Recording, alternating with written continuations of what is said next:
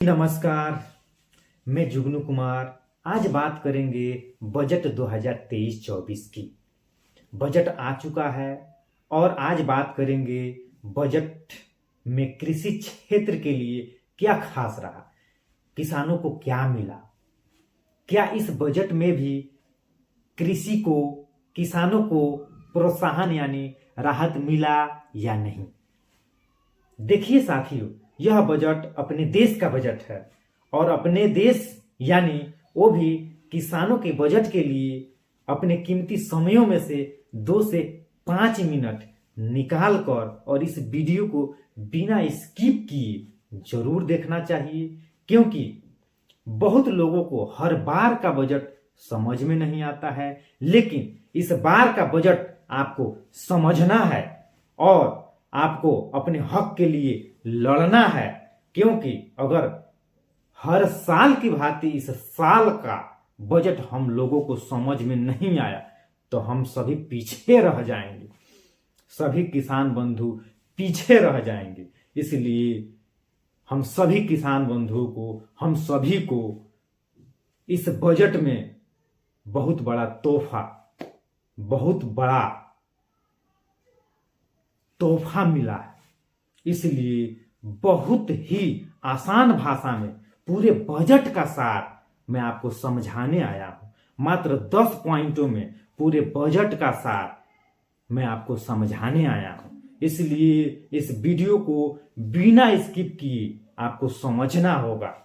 पशुपालन, डेयरी और मत्स्य पालन को ध्यान में रखते हुए कृषि ऋण लक्ष्य को बढ़ाकर 20 लाख करोड़ करने का ऐलान किया गया है।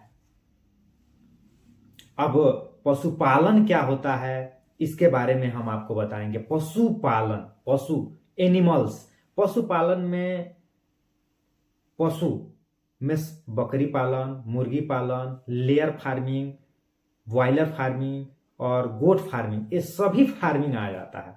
देखिए, हम सभी किसान बंधु, सभी पशुपालक बंधु, हम सभी को समझने का जरूरी है कि पशुपालन में कौन कौन चीजें आती हैं। पशुपालन में सभी तरह की फार्मिंग, ये जो 20 लाख करोड़ का जो सरकार जो है सब्सिडी दे रही है, इसमें जो है कि हम तरह तरह का पशुपालन यानी कि गोट फार्मिंग कर सकते हैं, यानी पशुपालन कर सकते हैं। और डेयरी, दूध तथा दूध से बने हुए प्रोडक्ट को, डेयरी दूध से बने हुए प्रोडक्ट यानी कि आपका पनीर हो गया, दूध से और भी बहुत तरह तरह का दही हो गया, बहुत सारे प्रोडक्ट बनते हैं जो डेयरी में आते हैं।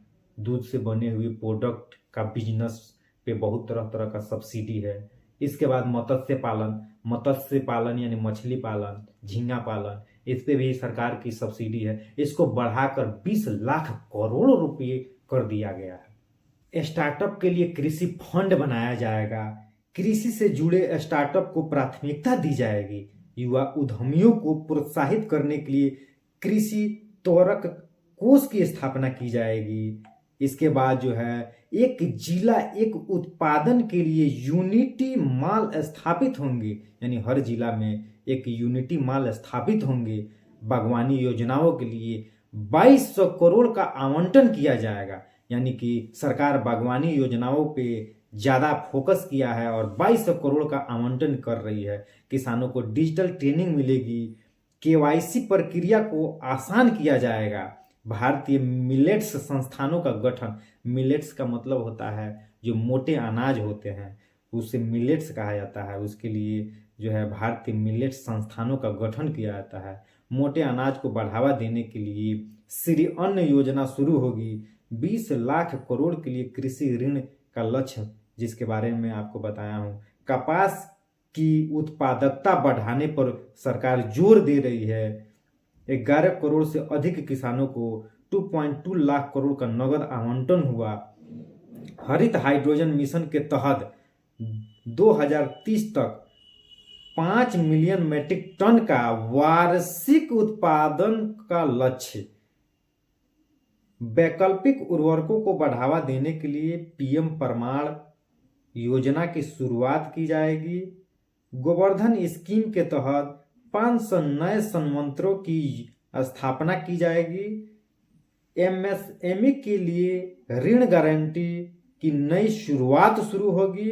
प्राकृतिक खेती के लिए बायो इनपुट सोर्स बनाए जाएंगे। हरित ऊर्जा और हरित गतिविधियों को उजागर किया जाएगा। किसानों के लिए लोन की छूट जारी रहेगा। ये सभी किसान बंधुओं के लिए हमारे इस नए 2023-24 के जो है बजट में सरकार ने इन किसानों को सौगात पेश किया है। इसलिए अगर हमारे चैनल पे आप नए हैं तो इस चैनल को सब्सक्राइब कीजिए, लाइक कीजिए और बेल आइकन को दबाना नहीं भूलिए।